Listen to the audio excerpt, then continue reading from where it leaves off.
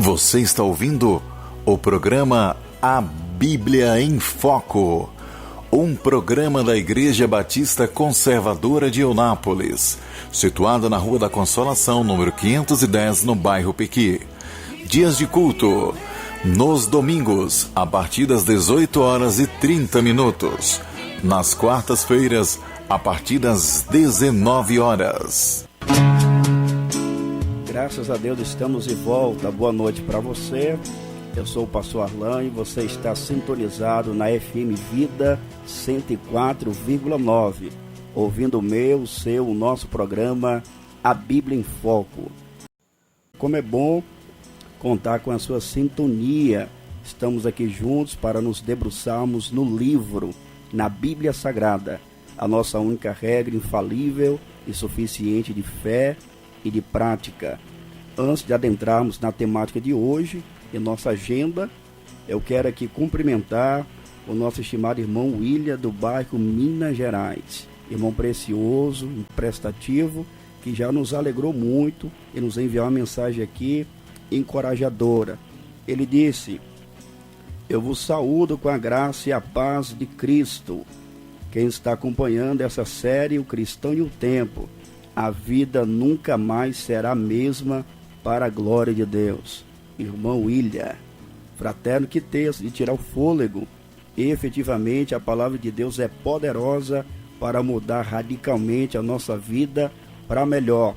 Pois bem, em nosso quadro Diálogo Bíblico Pastoral, eu, juntamente com o pastor Arlen, estamos discorrendo acerca do cristão e o tempo.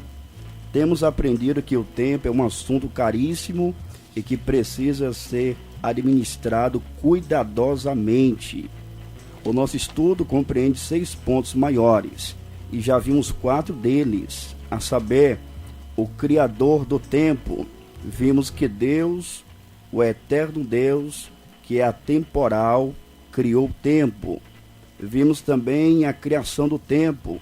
Verificamos, conforme Gênesis capítulo 1, que Deus criou o tempo, logo o tempo pertence a Ele. Vimos também a brevidade do tempo. Verificamos que, em virtude do advento do pecado no mundo, a vida humana passou a ser muito breve. E vimos ontem o que fazer com o tempo, onde apresentamos 4 princípios gerais para uma boa administração do tempo. Vimos que o tempo deve ser gerenciado, primeiro, com fidelidade, segundo, com prudência, terceiro, com consciência, em quarto lugar, com temor. A partir de hoje estudaremos sobre como não usar o tempo. Inicialmente a nossa meta era cobrir esse tópico hoje, mas verificando e estudando o texto bíblico, nós concluímos que seria melhor estendermos esse tópico até amanhã, se Deus quiser. Como não usar o tempo. Nessas alturas eu quero já fazer uma importante e crucial indagação. Como você tem usado o seu tempo, hein? Você tem gerenciado a sua vida, o seu tempo para a glória de Deus? Ou você tem desperdiçado o seu tempo e a sua vida? Nós iremos falar sobre como não usar o tempo. E nós iremos verificar à luz da palavra de Deus que, uma vez que devemos ser fiéis, prudentes, conscientes e tementes a Deus na administração do tempo, é preciso registrar algumas coisas que precisamos deixar. Ou seja, algumas coisas com as quais não devemos perder tempo. Pastor Arlen, homem da palavra, em primeiro lugar, em nosso rol, como nós não devemos usar o tempo? Muito bom. Primeiramente, não devemos desperdiçar o tempo correndo atrás do vento. Olha só. Isso mesmo. Nós não devemos jogar o tempo fora. Eu quero, a título de esclarecimento, ler aqui a Escritura, no livro de Eclesiastes. Se você que está em casa, que tem Bíblia, pode abrir aí no livro de Eclesiastes, de número 2. Eclesiastes 2, eu quero ler dos versos 1 a 11, e nós vamos verificar aqui um homem que avaliou a vida humana. Ele fez uma análise, e ele vai mostrar aqui que, através da sua busca pela satisfação, Esse homem foi Salomão. Ele tentou encontrar satisfação em coisas. Ele vai mostrar que tudo foi uma perda de tempo. Ele desperdiçou. Ele tentou, na sua procura, na sua busca experimental, se satisfazer.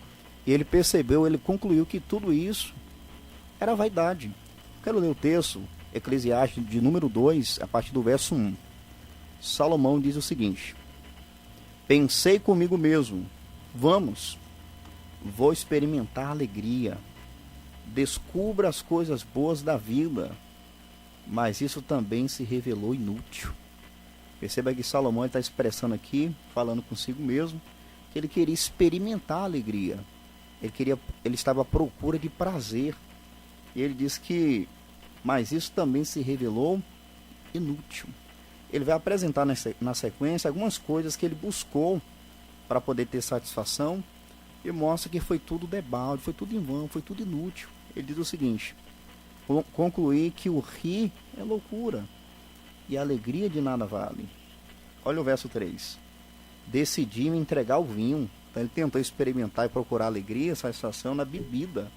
Decidi me entregar ao vinho e a extravagância, mantendo, porém, a mente orientada pela sabedoria. Eu queria saber o que valesse a pena debaixo do céu, nos poucos dias da vida humana. Então ele, sabendo que a vida é breve, ele tentou fazer uma procura, uma busca. Ele fez uma busca aqui, se entregando ao vinho. Será que Salomão encontrou satisfação na bebida alcoólica? Com certeza não. Ele diz que isso, lá na frente nós vamos perceber que tudo isso foi vaidade, algo passageiro, fugaz. Correr atrás do vento. Exatamente. Verso 4 ele disse: lancei-me a grandes projetos, construí casas e plantei vinhos para mim. Fiz jardins e pomares, e neles plantei todo tipo de árvore frutífera. Percebeu aí? Ele era um empreendedor. Ele faz tudo aqui à procura da satisfação. No verso seguinte, verso 6, ele diz: construí também reservatórios para regar os meus bosques verdejantes. Comprei escravos e escravas, e tive escravos que nasceram em minha casa. Além disso, tive também bois e ovelhas, do que todos os que viveram antes de mim em Jerusalém. Ele vai expressar aqui a riqueza dele. Inclusive no verso 8 ele diz assim: ajuntei-me para mim prata e ouro, tesouros de reis e de províncias. Servi-me de cantores e cantoras, também de honrarem as delícias do homem. Então aqui ele faz um investimento grande, a procura da satisfação. No verso 9 ele disse: tornei-me mais famoso e poderoso do que todos os que viveram em Jerusalém antes de mim, conservando comigo a minha sabedoria. Verso 10: não me neguei nada que os meus olhos desejaram, não me recusei a dar prazer algum ao meu coração. Na verdade, eu me alegrei em todo o meu trabalho. Essa foi a recompensa de todo o meu esforço. Verso 11: contudo, quando avaliei tudo que as minhas mãos haviam feito, e o trabalho que eu tanto me esforçara para realizar, percebi que tudo foi inútil. Foi correr atrás do vento. Não há qualquer proveito no que se faz debaixo do sol. Salomão aqui ele expressa a sua experiência frustrada, a procura de satisfação pessoal. Ele conclui aqui que na verdade estava sendo algo que era autodestrutivo, algo ilusório. Ele se prendeu, ele focou em coisas e não em Deus. O livro de Eclesiastes, inclusive, ele vai finalizar apontando para essa direção. Ele faz uma avaliação da vida debaixo do sol e vai perceber que essa vida, se ela não for regulamentada, equalizada pelo temor do Senhor, tudo será inútil. Verdade. É como correr atrás do vento, é desperdiçar a vida. Em Eclesiastes 12:13 ele vai apresentar uma máxima. Ele diz o seguinte: que de tudo o que se tem ouvido, o fim é: teme a Deus e guarda os seus mandamentos, porque esse é o dever de todo homem. Então, caro ouvinte, você que nos ouve agora, entenda isso. Sem Deus, sem o temor ao Senhor, sem Cristo, você vai estar desperdiçando a sua vida, desperdiçando o seu tempo. E nós estamos aprendendo aqui nesse primeiro momento como não usar o tempo. Não devemos desperdiçar o tempo correndo atrás do vento, desperdiçando a vida. Você precisa entender que há uma necessidade de força maior. Você precisa de Deus. Verdade. Você precisa de Cristo. Você não foi criado aleatoriamente. Não, você foi criado com um propósito, caro ouvinte. Você existe para se satisfazer em Deus. Em Eclesiastes, inclusive no Eclesiastes 3, verso 11, Salomão vai reconhecer que Deus colocou no homem a eternidade, o desejo pela eternidade. Então nada nessa vida vai satisfazer sua alma, a sua existência, porque você foi criado para se satisfazer em Deus. Inclusive, quando nós lemos a Bíblia Sagrada, no livro do Gênesis, capítulo 2, versículo 7, vai ser apresentado para nós a descrição de como Deus criou o homem.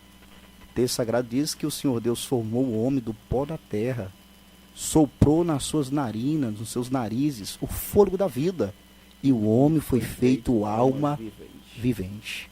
A palavra que é traduzida por alma vivente diz respeito à fome de Deus. Ou seja, o ser humano, ele é por definição, por essência, fome de Deus. Ou seja, Deus criou o homem para que o homem viesse se satisfazer nele. Então Salomão aqui, ele procurou satisfação em todas essas coisas que nós pontuamos aqui, que nós lemos. Todavia, a conclusão dele foi o seguinte: ele vai dizer: percebi que tudo foi inútil, foi correr atrás do vento. Não há qualquer proveito no que se faz debaixo do sol. Sem Deus, sem Cristo, tudo é em vão. É correr atrás do vento. Profundo, pastor Arlen. Inclusive, as pessoas hoje, lamentavelmente, têm se desgastado, têm empreendido, têm focado, têm traçado metas materiais à parte de Deus. E é curioso observar que uma das maneiras práticas com as quais as pessoas correm atrás do vento é, por vezes, buscando satisfação em bens materiais, em dinheiro, em riquezas. Então, a avareza, uma pessoa que vive uma vida marcada pela avareza, em termos práticos e vivenciais, é uma pessoa que está correndo atrás do vento. Eu até pediria ao Senhor para ler para nós na NVI, eu estou sem a NVI aqui, a passagem de Eclesiastes 5, 10 ao 16, que vai nos mostrar essa questão da avareza. Então, pessoas que correm atrás do vento, buscando riquezas, bens materiais, de forma exacerbada, movido pela avareza, pela ambição, e isso também é correr atrás do vento, é desperdiçar o tempo. Que ama o dinheiro jamais terá o suficiente. Que ama as riquezas jamais ficará satisfeito com seus rendimentos. Isso também não faz sentido. Quando aumentam os bens, também aumentam os que os consomem. E que benefício trazem os bens a quem os possui, se não dá um pouco de alegria aos seus olhos? O sono do trabalhador é ameno. Quer coma pouco, quer coma muito. Mas a fartura de um homem rico não lhe dá tranquilidade para dormir. Há um mal terrível que vive debaixo do sol. Riquezas acumuladas para a infelicidade do seu possuidor. Se as riquezas se perdem no mau negócio, nada ficará para o filho que ele nascer. Muito profundo. Então, prezado ouvinte, perceba que ser avarento é correr atrás do vento. Não viva assim não. Busque contentamento em Deus, até porque se você perseguir a questão das riquezas a qualquer custo, atropelando princípios, deixando de viver sua vida, deixando de glorificar a Deus, deixando de cuidar da sua família, isso é vaidade. É correr atrás do vento. É desperdiçar seu tempo, aliás. E a partir desse fato emerge duas lições práticas para as quais devemos atentar. Lição de número 1. Devemos renunciar nos desencilhar da avareza. A avareza é um ídolo. Uma pessoa avarenta, ela é uma pessoa insaciável, Diácono Flávio. Ela não tem prazer, contentamento. Quanto mais ela tem, ela quer. E a avareza pode ser ilustrada com aquela história onde uma pessoa está com muita sede. Com muita sede. E o que é oferecido para ela é água salgada. Quanto mais ela bebe aquela água salgada, a sede aumenta, até que a sede venha matá-lo. Então essa história ilustra muito bem a questão da avareza. Então, se nós não devemos desperdiçar o nosso tempo correndo atrás do vento, sendo ambiciosos, sendo avarentos, nós aprendemos aqui que devemos romper, que devemos abrir mão de toda ambição, de toda avareza. E a Bíblia Sagrada, a bendita e eterna Palavra de Deus, nos orienta quanto a isso. Na primeira carta escrita por Paulo ao seu tutelado Timóteo, capítulo 6, versículos 9 e 10, Paulo deixa isso claro como dia. Ouça com atenção. Mas os que querem ser ricos caem em tentação, em laço, em muitas concupiscências loucas e nocivas, que submergem os homens na perdição e ruína, porque o amor do dinheiro é a raiz de toda espécie de males, e nessa cobiça alguns se desviaram da fé e se traspassaram a si mesmos com muitas dores. Prezado ouvinte, você percebeu a gravidade de ser avarento? O texto apresenta para nós detalhes que nos tiram o fôlego. Mas os que querem ser ricos caem em tentação, em laço e mais, e em muitas concupiscências loucas e prejudiciais, nocivas, que submergem os homens na perdição e ruína, porque o amor do dinheiro é a raiz de toda espécie de males. Perceba, não é o dinheiro o problema. O problema está na pessoa que ama o dinheiro, que faz o dinheiro das riquezas o seu ídolo, o seu Deus. Então, ter dinheiro e saber administrar bem o dinheiro é uma maravilha, mas ser dominado pelo dinheiro, meu amigo, é terminantemente prejudicial. Então, se nós não devemos desperdiçar o tempo sendo avarentos, aprendemos que devemos romper, devemos renunciar com a avareza. Inclusive, Jesus Cristo em Mateus capítulo 6, ele apresenta aqui uma advertência muito importante. Mateus 6, 24, ele diz o seguinte. Na verdade, vamos do 19 ao 20, depois versículo 24. Não ajunteis tesouros na terra, onde a traça e a ferrugem tudo consomem, e onde os ladrões minam e roubam. Mas ajuntai tesouros no céu, onde nem a traça nem a ferrugem consomem, e onde os ladrões não minam nem roubam. 21. Porque onde estiver o vosso tesouro, aí estará também o vosso coração. 24. Ninguém pode servir a dois senhores, porque ou há de odiar um e amar o outro, ou se dedicará a um e desprezará o outro. Não podeis servir a Deus e a Mamon. Profundíssimo. Então, esta é a primeira lição prática. Nós precisamos renunciar à avareza. A segunda lição é que nós devemos ter contentamento. Isto mesmo. Deixa eu te perguntar, você é contente, satisfeito com aquilo que Deus já te deu? Tem pessoas que nem desfrutam, pastor, daquilo que Deus tem favorecido, mas quer mais. O contentamento será um antídoto contra a avareza. Então, se a pessoa não tem contentamento naquilo que Deus tem bondosamente favorecido, não tem como ela vencer. O contentamento vai ser um antídoto contra a avareza. Então, tem pessoas que não valorizam o que tem. Isso é muito triste, porque é algo que ofende ao Senhor. Sabemos que Deus ele cuida da criação, ele tem cuidado do seu povo, tem suprido as necessidades, tem concedido, às vezes até além daquilo que nós precisamos, e é muito entristecedor ouvir de pessoas que às vezes têm condição, têm uma vida confortável, anda reclamando, murmurando, questionando, pessoa que desvaloriza o que tem, que deprecia o que tem, mas a Escritura ela ensina claramente que o contentamento é vital para a vida de um cristão. Eu estou com um texto aberto aqui, pastor, lá, Hebreus 13:5, que é oportuno. Sim. O escritor fala o seguinte: sejam vossos costumes sem avareza, contentando-vos com o que tendes. Olha só.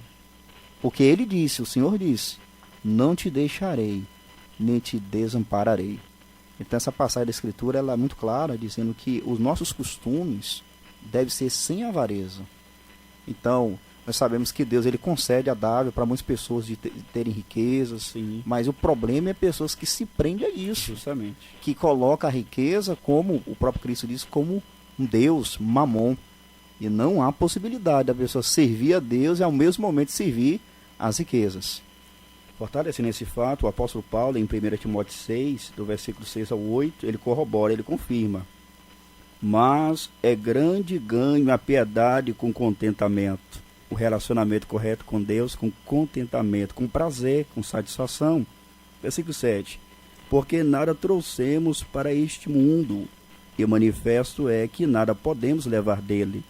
Tendo, porém, sustento, e com que nos cobrirmos, e estejamos com isso contentes. Então, pastor, nada trouxemos para essa vida. Sim. Nada levaremos dela. Então, o ponto aqui é que nós precisamos, de fato, ter uma vida marcada, caracterizada pelo contentamento. Tenho com que me cobrir, tenho com que me alimentar, estejamos com isso contentes. E o bom, mestre, de saber é que o contentamento pode ser aprendido. Pessoas podem pensar assim, mas eu nunca fui assim, será que é possível ser? Em Cristo Jesus, sim.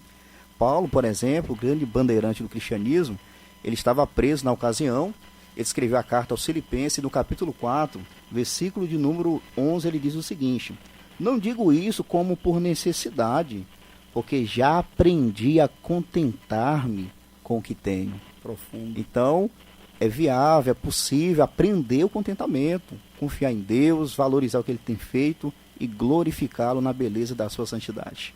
Perfeito. Então, como não usar o tempo? Em primeiro lugar, não devemos desperdiçar o tempo correndo atrás do vento, inclusive sendo avarento. Em segundo lugar, como não usar o tempo? Não dando lugar à preguiça, à ociosidade. Exatamente. Então, se você, meu prezado, deseja aproveitar bem a sua vida, o seu tempo para a glória de Deus, você precisa romper, você precisa se acautelar da preguiça. A preguiça procura nos assaltar. E nós iremos ler agora juntos alguns textos que nos orientam acerca desse assunto. Não devemos desperdiçar o nosso tempo dando lugar à preguiça. Salomão trabalha bastante isso, vários textos, né, pastor? Nós iremos pontuar alguns, a começar por Provérbios 6:6, onde nós temos aqui uma orientação profundíssima. Lemos assim: vai ter com a formiga, ó preguiçoso, olha para os seus caminhos e ser sábio. Esse texto, ele é esclarecedor. A formiga trabalha, gente, não para. Quer fazer um teste? Pega alguma coisa doce, derrama aí na sala, em algum lugar, no cantinho. Depois você redobra a atenção novamente para o lugar cheio de formigas, porque elas trabalham. Então o ponto aqui do proverbista Salomão é mostrar o seguinte: olha, vai ter com a formiga ou preguiçoso. Você é preguiçoso? Então observe a vida das formiguinhas, olha para os seus caminhos e procure ser sábio com o exemplo delas. Então é necessário rompermos com a preguiça. Em Provérbios 26, verso 14, eu anotei aqui na NVI, que é mais claro, pastor Arne. Diz assim o texto: como a porta gira em suas dobradiças, assim um preguiçoso se revira em sua cama. Interessante esse provérbio? Sim. Assim como a porta gira para lá e para cá em suas dobradiças, Assim o preguiçoso, ele fica se revirando em sua cama. Ele cansa de tanto descansar. Sim. Inclusive, na sequência do texto, os versos 15 e 16, falando acerca do mesmo tema, ele diz o seguinte: o preguiçoso esconde a mão no seio, enfada-se de alevar sua boca. Mostrando aqui que a pessoa preguiçosa, ela tem preguiça até de se alimentar. Nossa. De levar, né, a mão à boca. O verso 16 diz aí que mais sábio é o preguiçoso aos seus olhos do que 7 homens que bem respondem. Profundo. Então, ver dele com coisa que ele está abafando, como o pessoal fala aí, né, linguagem popular. Sim. Tá tudo bem, ele se gaba disso, e o texto mostra aí. Mais sábio é o preguiçoso a seus olhos do que 7 homens que bem respondem. Vamos também considerar Provérbios 22:13.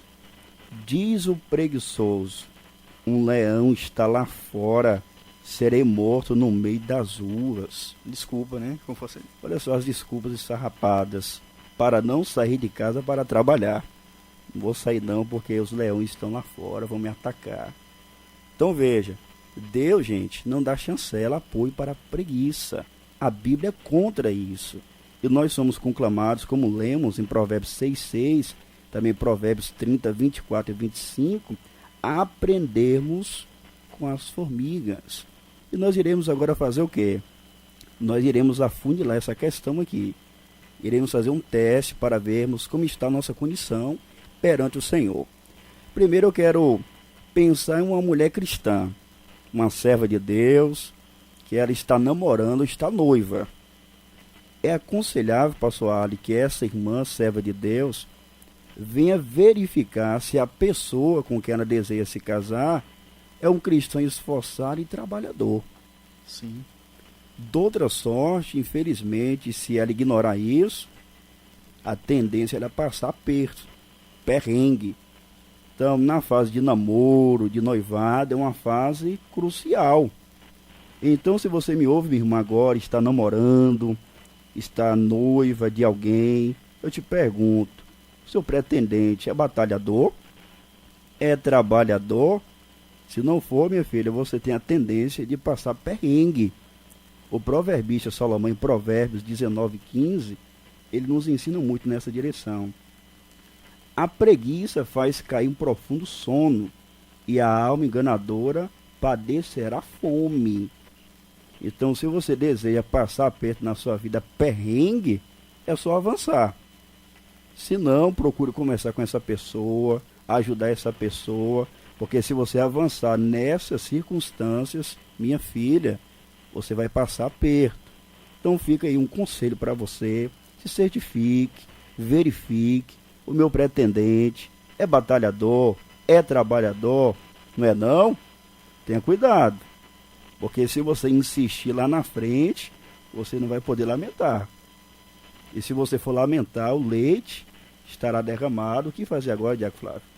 Só sofrer, porque o casamento, segundo a Bíblia, é para toda vida. Uma outra questão também que nós vemos é que um cristão que tem saúde, tem oportunidade para trabalhar, a pergunta que surge é o seguinte: você tem se esforçado para trabalhar? Você que tem saúde, que tem oportunidade, você tem se esforçado, você tem se empenhado? A Bíblia vai mostrar o exemplo de alguns cristãos que estavam na igreja, na cidade de Tessalônica, que eles estavam vivendo de forma ociosas. Eles estavam vivendo ociosamente.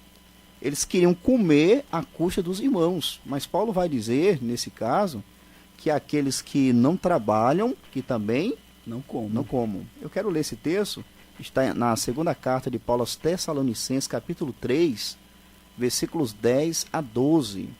Vou colocar aqui na NVI para ficar um pouco mais claro. Muito bom. Estamos partindo da teoria à prática. Vou colocar aqui para a gente poder ler direitinho.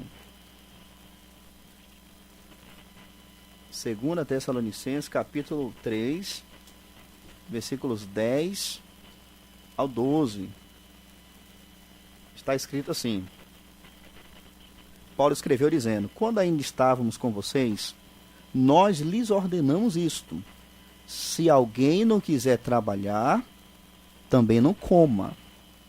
Pois ouvimos que alguns de vocês estão ociosos, não trabalham, mas andam se intrometendo na vida alheia. A tais pessoas ordenamos e exortamos no Senhor Jesus Cristo que trabalhe tranquilamente e coma o seu próprio pão. Então aqui o apóstolo Paulo está mostrando um grupo de irmãos que estava na comunidade de fé, que estava vivendo de forma ociosa, e Paulo ele não concorda com isso. Deus ele não aprova isso. Então Paulo ele é movido pelo Espírito Santo a advertir os crentes. Não é assim não. Aquele que não trabalha, que também não coma. Profundo. Vamos pensar aqui em outro caso. Se você é um cristão, eu te pergunto o seguinte: qual é a sua postura em relação ao culto congregacional? Você é um cristão engajado, fervoroso, alegre, ou você é indiferente? Tem pessoas que no culto, para cair, é facílimo. Uma pessoa totalmente indiferente, uma pessoa apática, e o culto está acontecendo, e os irmãos estão cantando, os irmãos estão orando, e o pregador está pregando fielmente a palavra, e a igreja reagindo com alegria. Ele está lá, é um morto-vivo. O que acontece? O cristão não pode ser indiferente na presença de Deus, não, pastor Arno. Sim. Então, se o culto está acontecendo, o cristão precisa participar de todos os elementos do culto congregacional. Na hora da oração, todos os crentes ali devem orar. Na hora da enologia, todos os crentes ali devem cantar. Na hora da leitura bíblica congregacional, todos os crentes devem ler a palavra. Na hora da pregação, todos os crentes devem apreciar e ouvir atenciosamente a palavra de Deus. Mas o que acontece? Até para cultuar, tem pessoas que são preguiçosas. Sim. São pessoas que fazem corpo mole. Não é isso? Eu queria me voltar aqui também para o grupo jovem, adolescentes também que me ouve agora. Me permita uma pergunta. Você é adolescente, jovem, como você tem vivido? É recomendável que você já desenvolva a postura de ser uma pessoa esforçada, diligente, dedicada. Comece a ajudar em casa da família, especialmente em adolescente. Ajuda o pai, ajuda a mãe. Faça os seus deveres da escola. Você tem que ser uma pessoa ativa. Você não pode se entregar à negligência, à ociosidade. Ainda mais hoje, com o advento aí das redes sociais, tantas opções, às vezes tantos jovens que deixam de ler, de estudar para estar no celular. A gente sabe que a gente pode ter o lazer no celular, tem como usar o celular para uma boa finalidade. Tem pessoas que perdem o tempo dela, jogam o tempo fora. Sim, então nós estamos aqui aprendendo acerca do tempo, e isso é importante. Você, jovem, que me ouve agora, você precisa desenvolver a disciplina. Você não pode ser refém do celular, não. Você pode fazer muita coisa com ele, coisas boas, mas tudo tem um limite. Vou dar uma pergunta para você aí. Em relação à leitura, você tem olhado mais o celular ou você tem lido? Infelizmente, nós vivemos um problema sério no nosso país. Boa parte dos brasileiros não gostam de ler. Agora no celular o pessoal até lê, mas é uma leitura superficial, vendo coisa, é mais uma diversão, um lazer. Então fica a recomendação: foque no estudo, na leitura, especialmente da palavra de Deus. A Bíblia é o livro dos livros. Foque em Deus, estude e seja um jovem adolescente esforçado. Perfeito. Pastor Arley, acerca do cristão ainda, eu quero voltar aqui e incrementar algo interessante. É recomendável que o cristão seja fervoroso no culto, no serviço ao Senhor. Paulo vai dizer em Romanos 12:11, não sejais vagarosos no cuidado, sede fervorosos no espírito, servindo ao Senhor. E o mesmo vale para as atividades da igreja. Você participa, irmão? Vai ter evangelismo na igreja, com a igreja. Você participa? Você evangeliza? Você serve? Que indiferença é essa? É um sinônimo de preguiça. Não tem nenhum engajamento, Diácono Flávio. E não convém que isso seja assim. Mas para finalizarmos a nossa instrução de hoje, com muito respeito, eu quero agora me reportar aos meus colegas pastores e obreiros na Igreja de Deus. Queridos, nós temos nos esforçado para servir a igreja do Senhor Jesus? Temos orado e estudado as Escrituras para pregar fielmente ao povo de Deus? Infelizmente, pastor Arno, em muitos lugares por aí afora há um descaso. Não se lê a Bíblia para pregar. As estimativas mostram que uma porcentagem significativa de pastores cristãos nunca leram a Bíblia inteira. Como o rebanho, a igreja local, vai ter uma referência, um encorajamento para ler a Bíblia se os pastores não a leem? Então, amigo pastor, com muito respeito, nós precisamos ser esforçados. Ah não, pastor, mas é muita coisa. Sim, mas se é muita coisa e a Bíblia não é prioridade, meu pastor, estamos errados. Eu quero ler alguns textos bíblicos, o horário aqui passa voando, mas vamos considerar Romanos 12, versículo 7, Paulo vai dizer: se é ministério, seja em ministrar, se é ensinar, haja dedicação ao ensino. Ou seja, é necessário esmero no fazê-lo. Então, se os obreiros, se os pastores devem pregar a palavra de Deus, é necessário, urge a necessidade urgente de sermos esforçados. Tem a preguiça no ministério. Em 1 Tessalonicenses capítulo 5, 12 e 13, isso é reforçado. Agora lhes pedimos, irmãos, que tenham consideração para com os que se esforçam no trabalho entre vocês, que os lideram no Senhor, os aconselham. Perceba que o ministério pastoral aqui, ele coloca aqueles que se esforçam no trabalho entre vocês. Em 1 Timóteo, capítulo 5, versículo 17, Paulo ele vai mostrar justamente isso. E aos presbíteros que governam bem, sejam estimados por dignos de duplicada honra, principalmente os que trabalham na palavra e na doutrina.